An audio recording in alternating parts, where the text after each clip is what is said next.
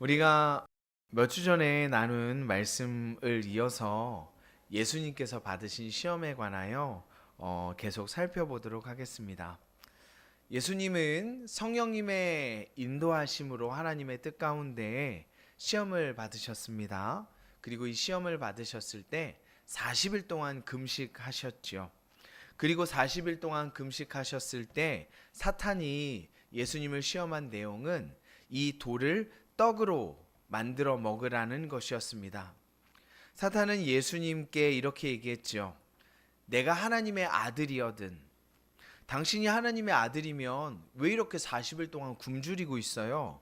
당신은 이런 굶주림을 당하지 않아도 되는 영광스러운 분 아니십니까?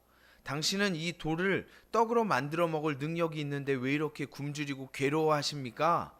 이 돌을 떡으로 만들어 먹으십시오. 라고 예수님을 시험하였습니다.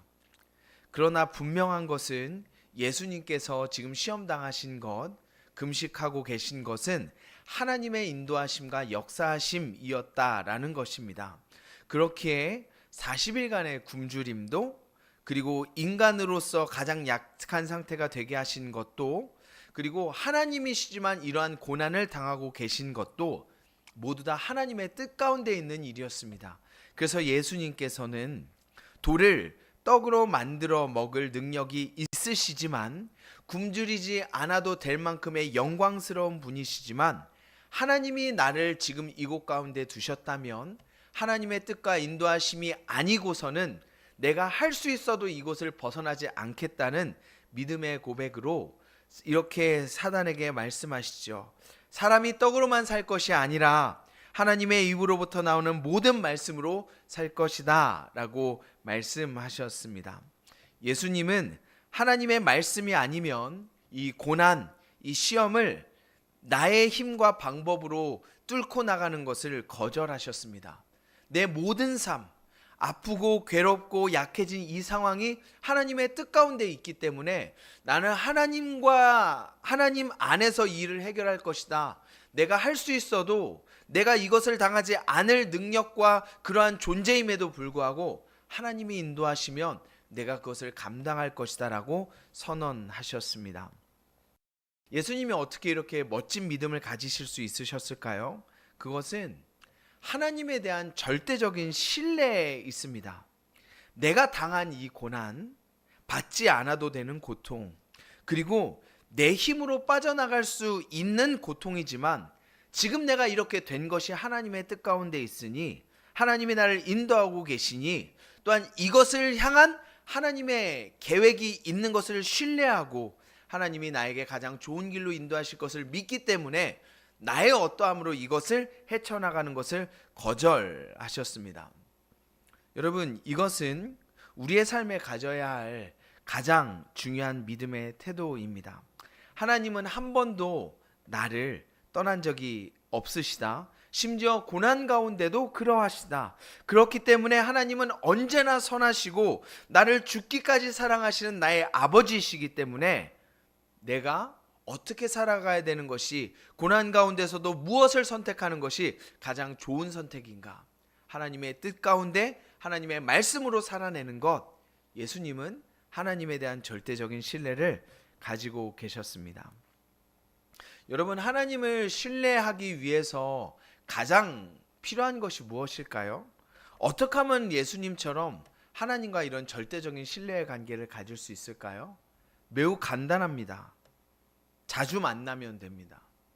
자주 만나서 자주 얘기를 듣고 자주 얼굴을 대면하고 자주 경험해야 하나님이 이런 분이구나라는 신뢰를 가지게 됩니다. 여러분, 설교자와 설교를 듣는 성도님들의 관계도 저는 크게 다르지 않다고 생각합니다. 저와 여러분 간의 사랑의 관계, 신뢰의 관계가 쌓이면 쌓일수록 아마 여러분들은 저를 더 신뢰하고 사랑하게 되시겠죠. 그러면 선포되는 말씀을 이해하고 받아들이는 것에도 이것이 절대적인 영향을 미치게 됩니다. 메시지를 전하는 그 사람에 대한 신뢰가 그 메시지의 능력을 하나님의 말씀으로 받게 하는 절대적인 영향을 미친다라는 것이죠. 말씀도 그렇고 하나님과의 관계도 그렇고 내가 하나님을 어떻게 생각하는가, 그리고 내가 하나님을 어떻게 경험하는가는 자주 만나는 것, 신뢰의 관계 속에서 이루어진다는 것을 우리는 잘 알고 있습니다. 친밀함은 어쩔 수 없이 절대적인 만남의 시간 속에서 이루어집니다. 그리고 우리가 많이 경험하고 많이 만나고 많이 알수록 하나님이 어떠하신 분이신 것을 더 신뢰하게 되는 것이죠. 그래서 우리는 여러 예배를 드립니다. 수요 예배, 금요 기도회, 뿐만 아니라 아침 경건에도. 그래서 예배는 내가 하나님을 만나는 접촉면을 늘리는 거예요. 그래서 우리가 많은 예배를 드리는 것이지, 이것을 안 하면 어떻게 된다, 이것을 내가 어떻게 돼서 빠지면 하나님이 벌 주신다, 이러한 측면이 아니라는 것이죠. 나의 아버지, 나의 하나님을 내가 더 알고 더 경험하기 위해서 만나는 자리가 더 많아지는 것이죠. 그것이 신앙생활입니다. 예수님은 하나님과 완전한 관계 안에 계셨기 때문에 하나님에 대한 절대적인 신뢰와 사랑으로 오직 하나님의 말씀을 먹음으로 살기를 사단에게 선포하셨고 시험에서 승리하셨습니다. 그럼 이렇게 끝나면 좋을 것 같은데, 사탄은 예수님을 시험하는 것을 멈추지 않습니다. 예수님이 놀라운 말씀과 하나님에 대한 절대적인 신뢰를 선포하셨음에도 불구하고 또 이것을 이용해서 다른 틈을 벌려 예수님께 새로운 시험을 내놓습니다. 그것이 오늘 본문에 나오는 두 번째 시험입니다. 내용은 이렇죠. 5절에 나온 대로 예수님을 거룩한 성전 꼭대기 가장 높은 곳으로 데려가서 너 이렇게 시험하죠. 그곳에서 뛰어내려라 라고 예수님께 이야기합니다. 여러분, 성경에는 분명히 시편 91편에 이렇게 기록되어 있습니다. 시편 91편 11절 12절인데요. 그가 너를 위하여 그의 천사들을 명령하사 내 모든 길에서 너를 지키게 하심이라. 그들이 그들의 손으로 너를 붙들어 발이 돌에 부딪히지 아니하게 하리로다 라고 시편에 명확히 기록되어 있습니다. 하나님께서 천사들을 당신의 자녀들에게 보내셔서 지키시고 돌에 부딪히게 않게 하신다고 성경이 명확하게 얘기하는 것이죠. 사탄이 이 말씀을 이용하여 예수님을 시험합니다. 너 하나님의 말씀으로 산다고 했지? 하나님의 말씀대로만 행하여서 그 능력으로 산다고 했지? 내가 만일 하나님의 아들이거든, 너 하나님의 아들이잖아. 그렇다면 저 성전 가장 높은 꼭대기에서 뛰어내려봐. 신학자들이 해석하기로는 이 성전의 가장 높은 꼭대기에서 보이는 이 골짜기의 끝이 한 140m 정도 됐을 거라고 생각합니다. 그래서 이것을 지금 아파트로 따지면 45층 정도 되는, 140m면은 제가 알아보니까 그 정도 거리 높이가 된다고 해요. 그러니까 40 몇 층 되는 그 높이에서 아래를 보면서 뛰어내려봐 라고 요구하고 있는 것이죠. 왜 요구하죠? 네가 하나님의 아들이고 네가 하나님이면 성경에 분명히 기록되어 있잖아. 너 말씀으로 산다며? 그럼 하나님께서 너를 지키시겠네? 너 이 말씀 믿지? 하나님을 신뢰하지? 그럼 뛰어내려봐 라고 예수님께 이야기하였습니다. 여러분, 이게 왜 시험이 될까요? 생각해 보세요. 예수님이 하나님의 말씀을 절대적으로 신뢰하고 하나님의 말씀으로 산다고 선포하셨습니다. 그러면 진짜야? 너 이 말씀도 믿어? 그럼 뛰어내려봐. 천사가 지켜준다고 기록되어 있잖아 라고 하면, 그래, 나 하나님 말씀 절대적으로 신뢰해. 자, 봐. 나의 믿음이고 하나님이 나를 얼마나 사랑하시는지 자, 한번 봐 라고 해서 뛰어내려서 천사가 받쳐주면 말씀대로 이루어지고 예수님의 믿음이 어떠한 것이 드러나고 예수님을 하나님이 어떻게 생각하시는지도 나타나는 거 아니겠습니까? 근데 왜 이 사탄의 말대로 하는 것이 시험일까요? 왜 그대로 하면 시험에 지는 것일까요? 여러분, 사탄이 지금 예수님께 뛰어내리게 한 이 시험은 우리가 조금 전에 생각한 것처럼 첫 번째 시험과 이어져 있습니다. 예수님이 이렇게 말씀하셨잖아요. 내가 오직 하나님의 말씀으로만 살 것이다. 어떤 의미라 그랬죠? 나의 모든 삶, 나의 모든 것을 하나님이 인도하시고 역사하시는 것을 믿기 때문에 지금 내가 굶주리고 약해져 있는 이 상태도 분명히 성령님께서 나를 인도하셨다면 내가 이것을 벗어날 힘과 능력이 있어도 하나님이 말씀하지 않으면 나는 여기에서 하나님의 뜻 가운데 움직이지 않겠다라는 것이죠. 주님이 말씀하시면 내가 어느 곳이든 가겠습니다. 주님이 말씀하지 않으시면 내가 그곳에 멈춰 서겠습니다. 같은 의미의 고백입니다. 그러니까 사단은 그러면 그 말씀을 네가 네 믿음, 네가 진짜 믿어? 진짜 하나님이 너를 그렇게 생각하는 거야? 증명해봐 라는 것입니다. 그럼 믿음대로 뛰어내리면 하나님의 말씀을 믿는 것 아닐까요? 왜 이것이 사단의 계략에 넘어가는 것일까요? 여러분, 사단의 시험의 정체를 바로 알기 위해서는 우리는 사단이 인용한 시편 말씀을 다시 한번 봐야 합니다. 조금 전에 봤던 91편, 사단이 인용한 말씀인데 91편 11절을 한번 다시 보겠습니다. 12절과도 연결되어지지만 11절에 보면은 여러분 느껴지시는 게 있을 거예요. 제가 한번 다시 읽어보죠. 그가 너를 위하여 그의 천사들을 명령하사 내 모든 길에서 너를 지키게 하심이라. 그리고 12절에 보면 그들의 손으로 너를 붙들어 발이 돌에 부딪히지 아니하게 하리로다라고 기록되어 있죠. 여러분 11절 12절을 보면 사단이 말하지 않은 부분이 있습니다. 무엇을 말하지 않았죠? 11절에 뭐가 빠져 있습니까? 내 모든 길에서가 빠져 있어요. 내 모든 길에서. 사단이 이렇게 얘기했습니다. 6절 내가 만일 하나님의 아들이라든 뛰어내리라 기록되었으되 그가 너를 위하여 그의 사자를 명령하시리니 그의 손으로 너를 받들어 발이 돌에 부딪히지 않게 하리로다 라고 얘기했는데, 분명히 조금 전에 본 시편에는 내 모든 길에서 너를 지키게 하심이라 라고 기록되어 있습니다. 여러분, 이것은 사탄의 의도적인 삭제오 변개입니다. 왜냐하면 이 내 모든 길에서 하나님이 지키신다라는 말은 내가 가는 모든 길, 너의 모든 삶의 의미도 있지만 어떤 의미가 숨겨져 있냐면 하나님의 뜻 안에 있는 길, 하나님과 함께하는 길에서 지키신다라는 것이 내포되어 있습니다. 과연 그럴까요? 여러분, 그 근거가 시편 91편 1절과 9절을 보면 더 명확해져요. 하나님께서 이 시편 91편의 맥락이 어떤 맥락인지를 알게 하십니다. 1절과 9절 한번 같이 볼까요? 1절입니다. 지존자의 은밀한 곳에 거주하며 전능자의 그늘 아래 사는 자여 라고 하면서 지키신다고 말씀하셨어요. 9절입니다. 내가 말하기를 여호와는 나의 피난처라 하고 지존자를 너의 거처로 삼았으므로 지키신다고 말씀하셨습니다. 1절과 9절의 맥락을 볼 때 하나님께서 내 모든 길에서 너를 지키신다라는 것은 이 사람이 어떤 사람이니까 지키신다라는 것이죠. 이 사람은 하나님과 은밀한 교제를 누리면서 하나님의 그늘, 그러니까 하나님의 도우심과 인도하심으로 살아가는 사람, 하나님만을 피난처로 여기면서 살아가는 사람, 하나님을 내가 사는 곳, 그러니까 나의 삶의 방법과 나의 목적으로 여기는 사람을 지켜준다라는 말씀입니다. 이것이 내 모든 길의 의미입니다. 하나님을 의지하고 하나님과 함께하는 사람을 지키신다라는 말이에요. 근데 사단이 이것을 딱 삭제해버리죠. 맥락을 뛰어넘겨서 결과만 가지고 이야기합니다. 하나님이 너를 지키신다고 했으니까 뛰어내려라.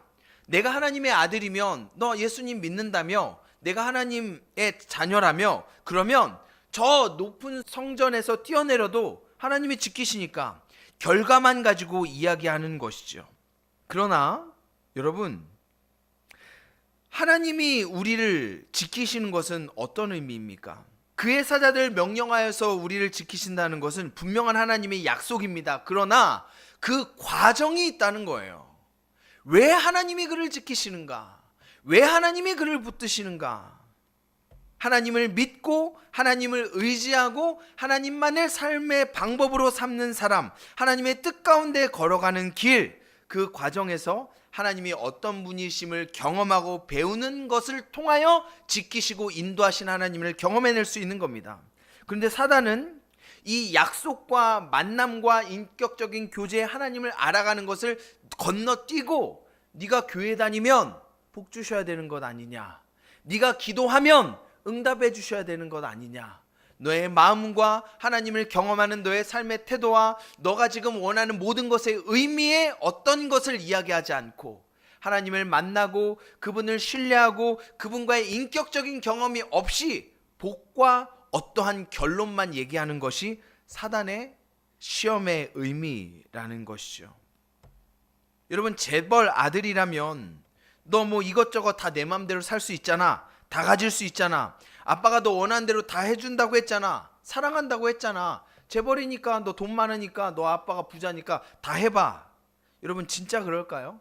기업 회장이 그 아들을 사랑한다면 물론 풍성하게 해주겠지만 더 가르치고 훈련하고 그것을 이용할 수 있는 능력을 길러준 후에야 그것들을 주겠죠. 그게 진짜 사랑의 아버지이겠죠. 사용하는 방법, 누리는 방법을 알지 못하는 자녀에게 모든 것을 다 해주는 것은 사랑이 아니기 때문입니다. 그래서 하나님은 우리에게 결과만을 딱 주시는 분이 아니십니다.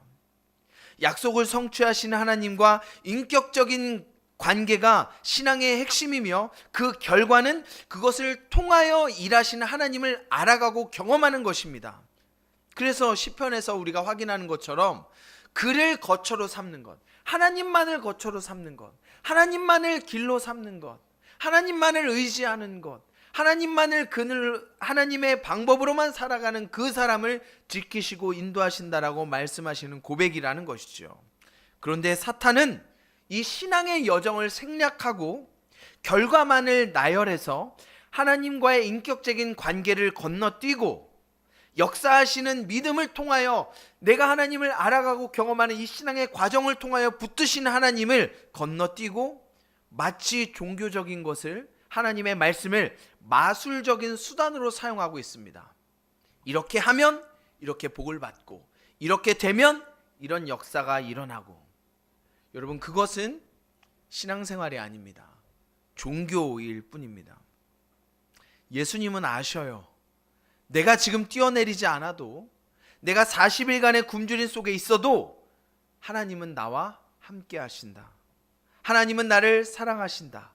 나는 하나님의 아들이다. 그렇기 때문에 굳이 지금 어렵고 그리고 굶주린 상황에도 하나님이 나를 지금 돕는 손길을 바로 나타내지 않으셔도, 그리고 내가 사단의 말처럼 나를 증명하는 믿음, 내 믿음이 이래, 나 이렇게 하면 하나님이 역사하실 거야, 그 높은 곳에서 뛰어내려서 나의 믿음을 증명하지 않아도 하나님은 하나님과의 관계, 자신이 누구인 것을, 하나님이 나를 어떻게 바라보는 것에 관하여 흔들리지 않으십니다. 나 사랑해요? 나 사랑해요? 여보 나 사랑해요? 여보 당신 나 사랑해요? 연인 간에, 부부 간에 사랑의 표현을 듣고 싶어서 물어볼 수 있지만 이것을 너무 자주 물어보는 것은 둘 사이에 사랑의 확신과 사랑의 경험들이 부재하다라는 것을 전제하기 때문입니다. 그래서 예수님께서는 내가 뛰어내리면 하나님의 아들이고, 내가 뛰어내리면 하나님이 날 사랑하고, 이걸 증명해낼 필요가 없는 거예요. 그러나 사단은 그 과정을 뛰어넘고 결론만을 이야기함으로 예수님을 시험하죠. 그래서 예수님께서 이렇게 선포하는 겁니다. 주 너의 하나님을 시험하지 말라. 여기는 두 가지의 이중적인 의미가 있습니다. 하나는 무엇이냐면 누구를 시험하지 않는 거예요?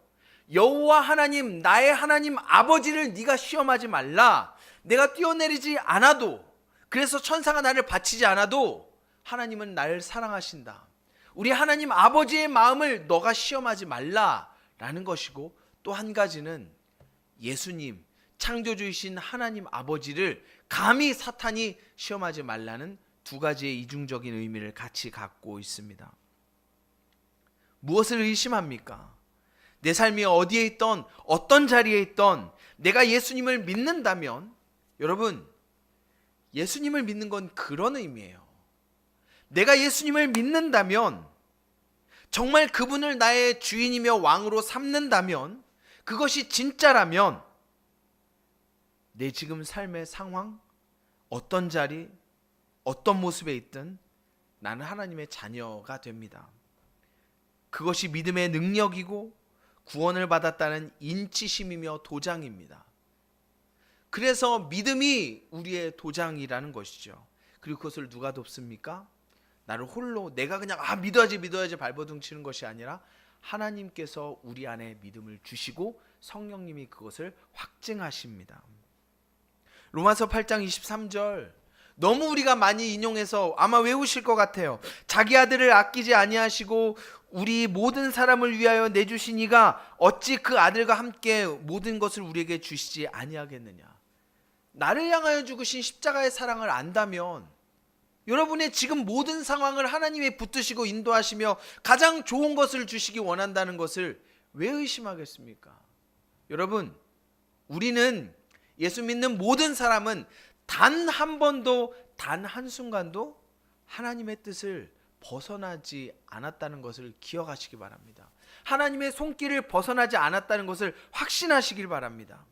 그러니까 여러분, 믿음을 가지시고 용기를 가지시고 언제나 하나님 말씀의 길을 선택하는 지혜와 능력이 있기를 주님의 이름으로 축복합니다. 하나님의 신실하심과 하나님의 사랑을 믿는다면 무엇을 두려워하겠습니까? 여러분, 신의 악단이라는 영화가 요즘에 굉장히 이슈입니다. 이제는 좀 영화관에서 내려올 때가 된 것 같은데요. 많은 교회와 많은 성도님들이 서로 추천하고 많이 보는 영화입니다. 그래서 나중에 이제 OTT로 정식으로 풀리면 이제 볼까 저도 이제 고민하고 있는데요. 이제 대략적인 줄거리가 이래요. 목사님 스포하지 마세요. 이제 그럴 수 있는데 다 알려진 거라서 대략적인 줄거리가 이렇습니다. 북한에서 이제 악단, 찬양단을 만드는 이야기인데 북한이 재정이 항상 어려우니까 외부 NGO 단체로부터 재단에서 도움을 이제 외화를 끌어들이려고 합니다. 그런데 그 재단에서 북한에 건 조건이 이거였어요. 북한의 교회를 세워라. 그리고 이 교회가 형식적으로 돈 받기 위해 그냥 세운 것이 아니라 진짜 신앙생활하는 교회인지 확인해 보기 위하여 찬양 집회를 하고 기도를 하고 집회를 해라. 우리 실사단이 가서 그걸 확인해서 이게 진짜면 확인해 보고 그렇구나라고 검증이 되면 우리가 너희에게 도움을 줄 것이다 라고 하는 것이죠. 그래서 이제 북한에서 발등에 불이 떨어져 가지고 형식적으로 그 남한의 찬양 집회를 보면서 이것보다 더 가열차게 전투적으로 너희는 이것을 해야 된다라고 하면서 찬양단을 만들어서 그 찬양단 가운데 이루어지는 이 과정을 통한 이야기가 신의 악단이라는 영화의 내용입니다. 이게 처음에 이런 자막이 나와요. 이 영화는 실화를 기반으로 했다. 근데 이게 맞는 말인데 틀린 말이기도 합니다. 왜냐하면 이 신의 악단이라는 영화의 내용이 100% 다 실화가 아니에요. 그러니까 여러 실화들을 붙여서 만든 실화예요. 그러니까 북한에 자기의 필요를 의해서 교회를 세운 것도 맞고 돈을 얻기 위해서 노력한 어떠한 것도 맞아요. 근데 이게 서로 다르게 분리되어 있거든요. 이걸 합쳐서 만든 내용이에요. 근데 여러분, 진짜 실화의 내용이 있습니다. 북한에 지금도 두 개의 교회가 있어요. 봉수교회와 칠곡교회입니다. 근데 이 교회는 형식적인 교회예요. 그래서 알아보는 자료들에 따르면 외부 손님이 오면 열고 아니면 열지도 않고 이렇게 한다는 얘기가 있습니다. 왜 이 봉수교회 칠곡교회가 세워지게 됐냐면 북한에서 88년에 우리나라에서 올림픽을 이제 개최하고 막 하니까 체제 경쟁에서 밀리고 대한민국 남한이 더 잘 사는 게 드러나는 것 같으니까 그게 싫잖아요. 그러니까 북한이 했었던 게 있는 게 무엇이냐면 세계 청년 학생 축전이라는 행사를 개최했습니다. 실제로 여기에 우리나라 88 올림픽보다 더 많은 국가가 참여했다라고 얘기를 하더라고요. 그러니까 이것을 왜냐하면 이유가 있어요. 왜냐하면 오는 비행기편, 가난한 나라에서 오는 비행기편 와서 체류하는 비용 모든 것을 북한이 다 대주고 다른 나라들을 다 끌어들여 가지고 우리가 남한 88 올림픽에 우리는 더 큰 거에 자기를 드러내기 원했었던 거죠. 근데 문제가 있었어요. 그러면 세계에서 많은 사람들이 올 거 아닙니까? 북한에 기간이 길잖아요. 그 주일이 지나면 이 사람들이 예배를 드린다고 할 텐데 그러면 우리 북한에 종교의 자유가 없는 것을 알게 될 것이고 그러니까 그것을 드러내고 싶어서 교회를 세운 것이 봉수교회와 칠곡교회입니다. 그러니까 자기를 드러내고 싶어서 형식적으로 세운 교회가 맞는 것이죠. 선전용 교회. 실제로 신앙생활하고 하나님을 온전히 섬기는 믿음의 어떠한 것이 이루어지는 우리 하누리교회 같은 교회가 아니라 선전용으로 정책적으로 지어진 교회입니다. 이 영화와 내용이 조금 다르지만 북한이 그런 의도로 교회를 세운 것은 맞아요. 그런데 이 교회가 그러면 의미가 없을까요? 물론 의미가 없죠. 선전용으로 세운 거니까요. 북한이 하나님을 예배하기 위해서 신앙생활 하라고 세운 교회가 아니니까요. 근데 여러분, 놀라운 것은 선전용으로 세워지는 교회, 형식적으로 이상하게 선포되는 말씀과 그런 예배가 있음에도 하나님께서 그 교회를 통해서 예수 믿는 사람들이 생기게 하셨다는 거예요. 여러분, 이게 하나님의 일하심이에요. 겉으로 보면 물론 이제 그 교회는 지금도 선정용으로 제대로 신앙생활하는 교회가 아닙니다. 그럼에도 불구하고, 불완전하고 온전한 교회가 아님에도 불구하고 하나님께서 그 교회의 예배를 통해서 이상하게 선포된 말씀을 통해서도 사람들의 마음 가운데 복음이 심어지게 하시고 이상하게 예수가 믿어지게 하시고 북한의 성도들이 생기게 하셨다는 거예요. 여러분, 이게 하나님의 일하심이에요. 아니, 저거 선정용인데 의미가 있나? 저렇게 해서 북한이 돈 벌려고 하는 것인데 드러내려고 하는 것이 의미가 있나?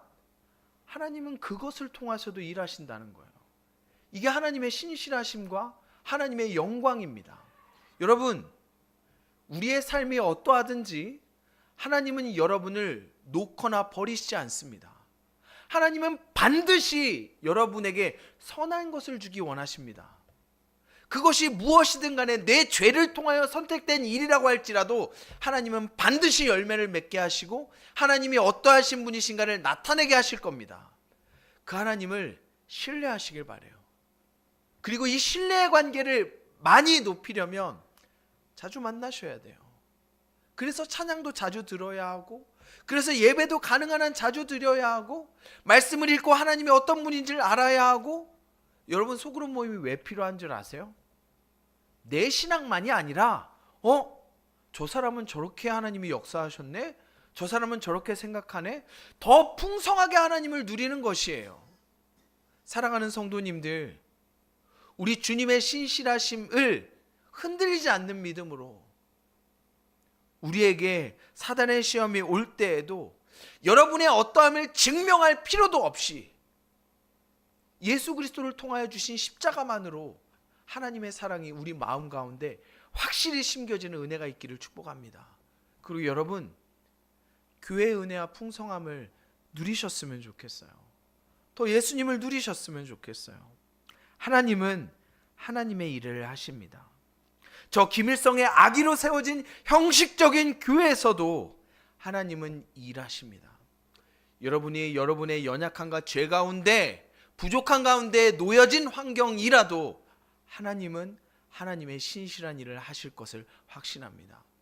그분을 신뢰하시는 교제가 저와 여러분 가운데, 우리 하늘교회 가운데 더 깊이, 더 풍성하게 채워지기를 축복합니다.